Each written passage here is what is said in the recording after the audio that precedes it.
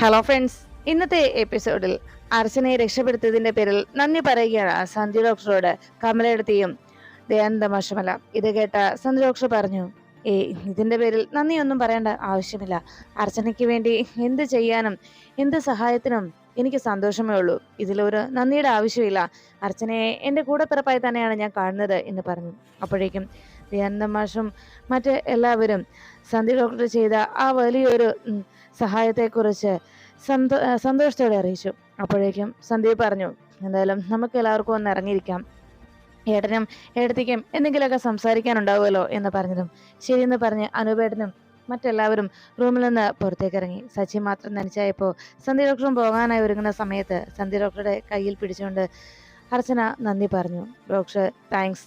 അത് കേട്ടതും സന്ധ്യ ഡോക്ടർ അർച്ചനെ നോക്കിയിട്ട് പറഞ്ഞു, താങ്ക്സിന്റെ ഒന്നും ആവശ്യമില്ലടോ എന്ന് പറഞ്ഞ് സന്ധ്യ ഡോക്ടർ ആ റൂമിൽ നിന്ന് പുറത്തേക്ക് പോകുന്നു.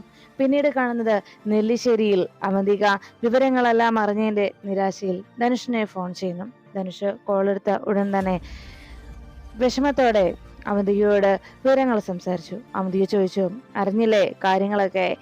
അത് കേട്ടതും ധനുഷ് പറഞ്ഞു, അറിഞ്ഞു. എന്തായാലും ആ സന്ധ്യ എന്ന് പറയുന്നവൾ നമുക്ക് എന്നും ഒരു പാരയായിരിക്കുമെന്ന് ഞാൻ അന്നേ നിന്നോട് പറഞ്ഞതായിരുന്നു. ആദ്യം നീ അവളെ കൊല്ലാനായി തുനിഞ്ഞിറങ്ങിയപ്പോ അന്നത് പരാജയപ്പെട്ട സമയത്ത് അവൾ നമുക്ക് വലിയൊരു ബാധ്യതയായി മാറുമെന്ന് ഞാൻ അന്നേ നിന്നെ താക്കീത് ചെയ്തതായിരുന്നില്ലേ? എന്നിട്ടും നീ അന്നതൊന്നും ചെവിക്കൊണ്ടില്ല. ഇപ്പോ എന്തായി? നമ്മൾ ചെയ്യുന്ന കാര്യങ്ങൾക്കൊക്കെ പ്രതിബന്ധമായി അവൾ ഓരോ തവണയും വന്നു കയറുകയല്ലേ എന്ന് സന്ധ്യ ഡോക്ടറെ കുറിച്ച് ധനുഷ് അവന്തികയോട് അറിയിച്ചു.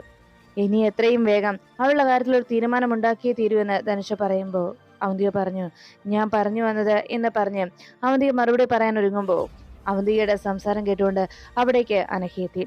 അനഘയെ കണ്ട ഉടൻ തന്നെ അവന്തിക പറഞ്ഞു, ശരി, ഞാൻ എന്നാ പിന്നീട് വിളിക്കാം എന്ന് പറഞ്ഞ് ഫോൺ വയ്ക്കുന്നു. ഉടനെ തന്നെ അനഘ അരികിലേക്ക് എത്തി അവന്തിയോട് പറഞ്ഞു, എനിക്ക് മനസ്സിലായി, എന്നെ കണ്ട് കോള് കട്ട് ചെയ്യുകയൊന്നും വേണ്ട. ഹോസ്പിറ്റലിൽ നടന്ന സംഭവത്തിന്റെ എല്ലാത്തിനും പിന്നിൽ ചേച്ചി തന്നെയാണെന്നുള്ള കാര്യത്തിൽ എനിക്ക് യാതൊരു സംശയവുമില്ല എന്ന് പറഞ്ഞപ്പോൾ, എന്തായാലും ഇത്തവണ ഇക്കാര്യം ഞാൻ എല്ലാവരോടും പറയും. അങ്ങനെ എല്ലാ തവണത്തെ പോലെ ചേച്ചി അങ്ങനെ രക്ഷപ്പെട്ടു പോകണ്ട എന്ന് പറഞ്ഞപ്പോൾ അവന്തിക പറഞ്ഞു, അനഘെ വേണ്ട, നീ വെറുതെ ആവശ്യമില്ലാത്ത കാര്യത്തിൽ തലയിടാൻ നോക്കണ്ട, വെറുതെ എന്റെ പേരിലേക്ക് വലിച്ചഴിക്കാനും നോക്കണ്ട എന്ന് പറഞ്ഞപ്പോ അനഘ പറഞ്ഞു, എനിക്കറിയാം ചേച്ചിയാണ് ഇതൊക്കെ ചെയ്യുന്നത്, അല്ലാതെ അർച്ചനയിടത്തിയോട് ഇങ്ങനെയൊരു ക്രൂരത കാട്ടാൻ മറ്റാർക്കും കഴിയില്ല. എല്ലാ തവണയും ചേച്ചി രക്ഷപ്പെട്ടു പോവുകയല്ലേ, എന്നാ ഇത്തവണ ഇക്കാര്യം ഞാൻ നന്ദേട്ടനോട് പറഞ്ഞിരിക്കും എന്ന് പറഞ്ഞ് അനഘ നന്ദനോട് ഇക്കാര്യം അറിയിക്കുമെന്ന് പറഞ്ഞ് പോകാൻ തുടങ്ങുന്ന സമയത്ത് അവന്തിക അനഘയെ പിടിച്ചു നിർത്തി. അനഘയെ നിന്നോട് ഞാൻ പറഞ്ഞു മര്യാദക്കിരിക്കണമെന്ന് എന്ന് പറഞ്ഞ് അനഘയുടെ കയ്യിൽ കടന്നു പിടിച്ചതും അനഘ പറഞ്ഞു, ഇല്ല ചേച്ചി, ഇനി എത്ര എന്നെ ഭീഷണിപ്പെടുത്തിയാലും ശരി, ഈ സത്യം ഞാൻ എല്ലാവരോടും പറയും എന്ന് പറഞ്ഞ് അനഘ അവന്തികയുടെ കൈ തട്ടിമാറ്റി പോകാൻ ഒരുങ്ങുമ്പോൾ അനഘയെ പിടിച്ചു നിർത്തി അവന്തിക, നിന്നോട് പറഞ്ഞാൽ മനസ്സിലാവില്ലേ എന്ന് ചോദിച്ച് അനഘയുടെ കർണത്തടിക്കാനായി കൈ ഉയർത്തിടും. ആ നിമിഷം ആ കയ്യിൽ കടന്നു പിടിച്ചുകൊണ്ട് അവിടേക്ക് നന്ദനെത്തി. നന്ദൻ അനഘയെ തല്ലാനൊരുങ്ങിയ അവന്തിയുടെ കയ്യിൽ മുറുകെ പിടിച്ചിടും. അനഘയും അവന്തികയും ആകെ ടെൻഷനോടെ നോക്കി.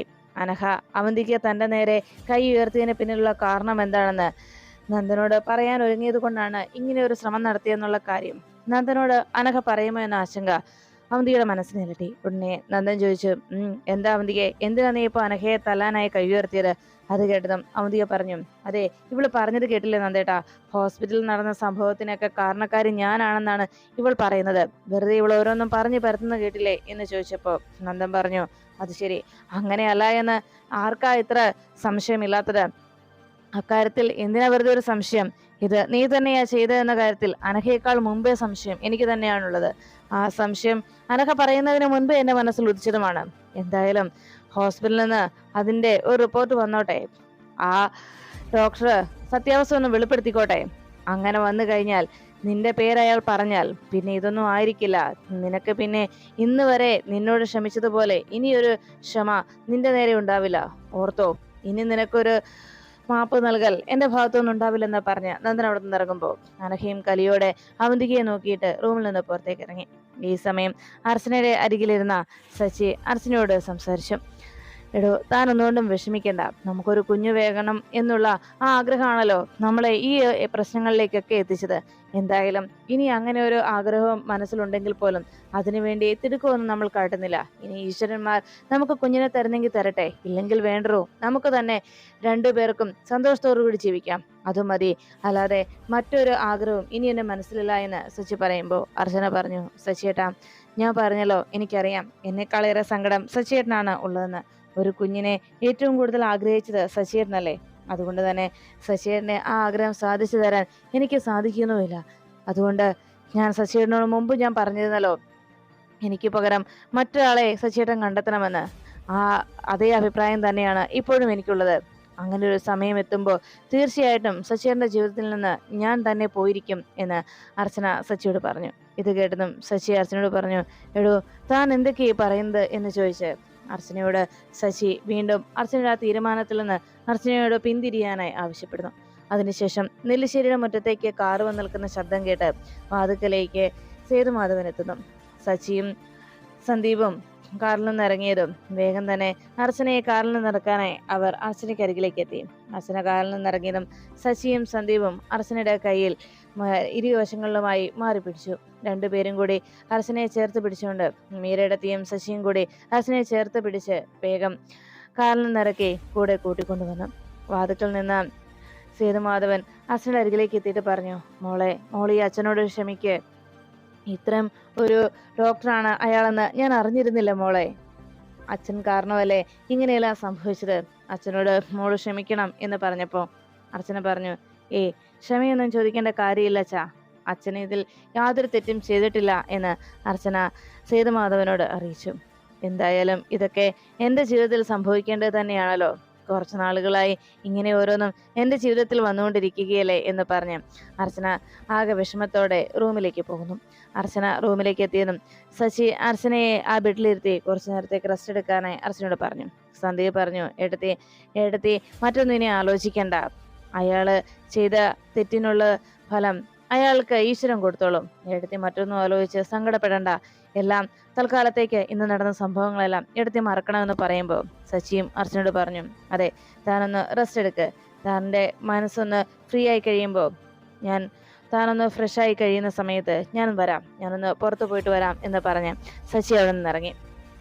അർച്ചന ആകെ വിഷമത്തോടെ റൂമിലിരിക്കുമ്പോൾ മീരയിടത്തെയും അർച്ചനെ അവിടെ ഇരുത്തി പോകുന്നു. പിന്നീട് സേതുമാധവൻ അവന്തികയുടെ അരികിലേക്ക് എത്തി. അവന്തികയെ വിളിപ്പിച്ച് സേതുമാധവൻ കാര്യങ്ങൾ വിശദമായി ചോദിച്ചു. അവിടെ വിസിറ്റേഴ്സ് റൂമിന് അരികിലേക്ക് എത്തിയ അവന്തികയോട് സേതുമാധവൻ ശബ്ദമുയർത്തി ചോദിച്ചു, നിന്നോട് ഞാൻ ചോദിച്ചത് കേട്ടില്ലേ അവന്തികെ? ഞാൻ ചോദിച്ചതിന് മറുപടി ഒന്നുമില്ലേ നിനക്ക്? അതോ നീ കേട്ടില്ലെന്ന് ഭാവിക്കുകയാണോ എന്ന് ചോദിച്ചപ്പോൾ അവന്തിക പറഞ്ഞു, അച്ഛാ, അത് പിന്നെ ഞാൻ എന്ന് പറഞ്ഞതും വേണ്ട, എനിക്ക് ഒരു കാര്യം മാത്രം അറിഞ്ഞാൽ മതി. നീ പറഞ്ഞിട്ടാണല്ലോ ഞാൻ ആ ഡോക്ടറെ പോയി കാണാൻ പാവം സച്ചിയോടും അർച്ചനയോടും ആവശ്യപ്പെട്ടത്. അവർക്ക് വേണ്ടി അങ്ങനെ ഒരു കാര്യം ഞാൻ പറഞ്ഞപ്പോൾ അവർ എൻ്റെ മേലുള്ള വിശ്വാസം കൊണ്ടാണ് അവർ ആ ഡോക്ടറെ കാണാനായി പോയത്. നീ ആ ഡോക്ടറെ കുറിച്ച് എന്തെങ്കിലും അറിഞ്ഞിട്ടാണോ അന്വേഷിച്ചിട്ടാണോ പോയത്? നിന്റെ വാക്ക് ഞാൻ വിശ്വസിച്ചു. അതുകൊണ്ടല്ലേ ഞാൻ അങ്ങനെ പറയുന്നതും കേട്ട് ആ പാവങ്ങൾ ഇതിനായിട്ട് തുനിഞ്ഞിറങ്ങിയതെന്ന് സേതുമാധവൻ അവന്തികയെ കുറ്റപ്പെടുത്തി സംസാരിക്കുമ്പോൾ അർച്ചന താഴേക്ക് ഇറങ്ങി വരുന്നു. അവന്തികയോട് സേതുമാധവൻ സംസാരിക്കുന്നത് അർച്ചന അപ്പുറത്ത് നിന്ന് കേട്ടു. സേതുമാധവൻ അവന്തികയോട് ചോദിച്ചു, നിനക്ക് ഒന്നും പറയാനില്ല അവന്തികെ എന്ന് ചോദിച്ചതും അവന്തിക പറഞ്ഞു, അച്ഛാ, അർച്ചനയുടെ ആ സങ്കടവും വീട്ടിലെല്ലാവരുടെയും അപ്പോഴത്തെ നിരാശയും എല്ലാം കണ്ടപ്പോൾ എനിക്ക് വല്ലാത്ത വിഷമം തോന്നി.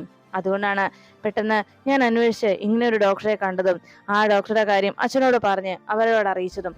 എന്നാൽ അയാള് ഇങ്ങനെ ഒരു ചതി കാണിക്കുമെന്ന് ഞാൻ ഒരിക്കലും അറിഞ്ഞിരുന്നില്ല. അയാളെക്കുറിച്ച് അന്വേഷിച്ചപ്പോൾ കുഴപ്പമില്ലാത്ത ആളാണെന്ന് അറിഞ്ഞു, അതുകൊണ്ടാണ് എന്ന് പറഞ്ഞപ്പോൾ സേതുമാധവൻ ചോദിച്ചു, നീ എന്തന്വേഷിച്ചെന്നായി പറയുന്നത്? അയാളെക്കുറിച്ച് ഇതുപോലെ ഒരു ഹിസ്റ്ററി അയാൾക്കുണ്ടെന്നുള്ള കാര്യം നീ അന്വേഷിച്ചപ്പോൾ കണ്ടിരുന്നില്ലേ? അയാൾ എത്ര പേഷ്യൻസിന്റെ ജീവനാണ് എടുത്തിട്ടുള്ളത്. എത്രയോ പേഷ്യന്റിനെയാണ് ഇതുപോലെ സർജറി മാറ്റി ചെയ്യുകയും അവരുടെ ജീവൻ എടുക്കുകയും ചെയ്തതെന്ന് നീ അന്വേഷിച്ചപ്പോൾ അറിഞ്ഞില്ലേ അവന്തികെ എന്ന് ചോദിച്ചു. അപ്പോഴേക്കും സേതുമാധവന്റെ ചോദ്യം കേട്ട് അവന്തിക തലകുനിച്ച് ഒരു നിസ്സഹായ പോലെ നിൽക്കുമ്പോൾ ഇതെല്ലാം കേട്ട അർച്ചന മനഃപൂർവ്വം തന്നോട് വലിയൊരു ചതി കാട്ടിയത് അവന്തികയാണെന്നും അവന്തികയുടെ തന്ത്രമായിരുന്നതെന്നും ആ ഡോക്ടറെ വിളിച്ച് അപ്പോഴത്തെ നിർദ്ദേശങ്ങൾ നൽകിയത് അവന്തികയായിരുന്നു എന്നുള്ള കാര്യം അർച്ചന ഞെട്ടലോടെ തിരിച്ചറിയുന്നു. ഉടനെ അവന്തികയോട് സേതുമാധവൻ പറഞ്ഞു, അവന്തികെ, നിന്നോട് ഞാൻ പണ്ട് മുതലേ പറഞ്ഞിട്ടുണ്ട്, ഓരോ കാര്യങ്ങൾ ചെയ്യുമ്പോഴും ഓരോ തീരുമാനങ്ങൾ എടുക്കുമ്പോഴും അതിനെക്കുറിച്ച് ഒരു 100 വട്ടം ആലോചിച്ചിട്ടും അതിനെക്കുറിച്ച് അന്വേഷിച്ചിട്ടും വേണം അങ്ങനെ ഒരു തീരുമാനത്തിലെത്താനെന്ന്.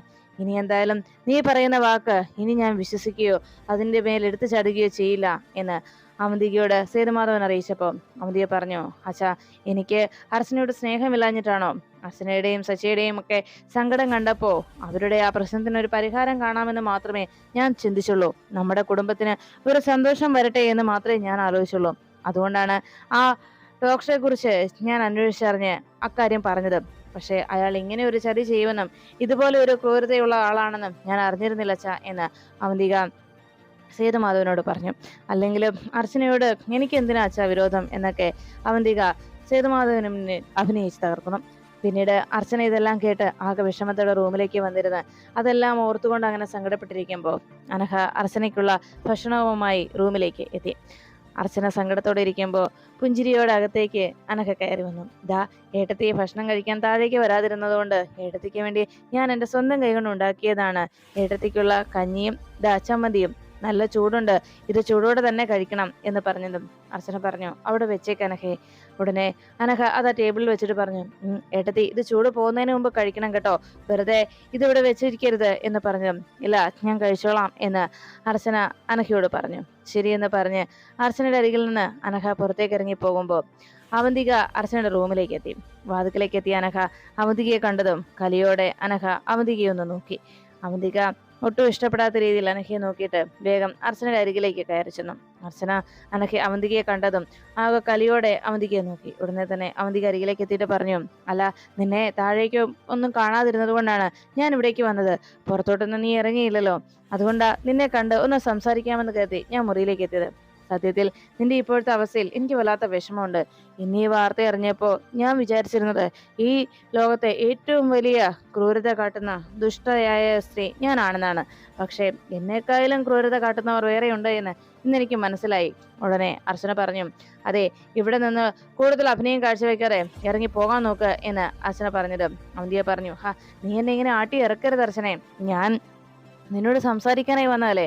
സത്യത്തിൽ നിന്നോട് എനിക്ക് ദേഷ്യം ഉണ്ടെന്നൊക്കെ വെച്ച് നിന്നോട് എനിക്ക് തരുമ്പ് പോലും സ്നേഹമില്ലെന്നാണോ നീ കരുതിയത്? നിന്നോടുള്ള ഇഷ്ടം അത് എത്രത്തോളമാണെന്ന് എനിക്ക് പറയാൻ കഴിയില്ലല്ലോ. അതുകൊണ്ട് നിനക്ക് ഇങ്ങനെ ഒരു അവസ്ഥ ഉണ്ടായെന്ന് അറിഞ്ഞപ്പോൾ എനിക്ക് വല്ലാത്ത സങ്കടം തോന്നി, വല്ലാത്ത വിഷമം തോന്നി എന്ന് പറഞ്ഞപ്പോൾ അർച്ചന ചോദിച്ചു, എന്ത് വിഷമം തോന്നിയെന്ന്? എന്താ, ഡോക്ടറോട് പറഞ്ഞ കാര്യം നടപ്പിലാക്കാൻ കഴിഞ്ഞില്ല എന്ന് ഓർത്തിട്ടോ? അതോ നിങ്ങൾ നിർദ്ദേശിച്ചതുപോലെ എൻ്റെ യൂട്രസ് റിമൂവൽ സർജറി നടക്കാതെ പോയതിൽ ആ നിമിഷം തന്നെ സന്ധ്യ ഡോക്ടർ വന്ന് അയാളെക്കുറിച്ചുള്ള എല്ലാ കാര്യങ്ങളും എല്ലാവരോടും വെളിപ്പെടുത്തി സത്യം തിരിച്ചറിഞ്ഞതിൻ്റെ ടെൻഷനിലോ എന്ന് ചോദിച്ചപ്പോൾ അവന്തിക വല്ലാതെ ഞെട്ടി. ഉടനെ അർച്ചന പറഞ്ഞു, വേണ്ട, നിങ്ങൾ ഇനി എൻ്റെ മുന്നിൽ കൂടുതൽ അഭിനയമൊന്നും കാഴ്ചവെക്കാൻ വരേണ്ടതില്ല. ഇതിന് പിന്നിൽ നിങ്ങളായിരുന്നു എന്നുള്ള കാര്യം കൃത്യമായി മനസ്സിലാക്കി തന്നെയാണ് ഞാൻ നിങ്ങളോട് പറയുന്നത്. ഇനി ഇവിടെ നിന്ന് സംസാരം വേണ്ട എന്ന് പറഞ്ഞപ്പോൾ അവന്തിക വേഗം ചാടി എഴുന്നേറ്റു. വേണ്ട അർച്ചന, ഇനിയും ഞാൻ കൂടുതലൊന്നും പറയുന്നില്ല.